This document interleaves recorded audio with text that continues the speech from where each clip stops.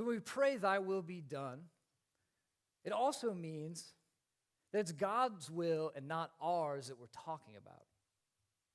The word here is thy and not mine. And the reason why this prayer can be so transformative is that it confronts us in a way that no other part of the prayer really does. I mean, you can pray, thy kingdom come, all day long.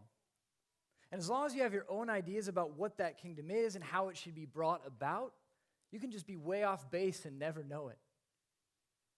But when you pray, thy will be done, you're making a radical statement of priority about whose will really controls, God's will or your will. You see, when we pray, thy will be done, what we're saying to God is this: God, when my will and your will come into conflict, God, you win. When my desires for how I want to spend my money come into conflict with your commands about charity and tithing and giving to the poor, God, you win. God, when my desires for my sexual life come into conflict with what you have said about chastity and purity and honoring my spouse, God, you win. It's really hard to pray a thy will be done prayer and not have it start messing with your everyday life. At least not without your hypocrisy being really evident.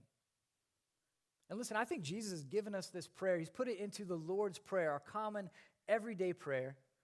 So we have to wrestle with this tension regularly. And whenever we pray, thy will be done, are we really willing to put God's will above our own?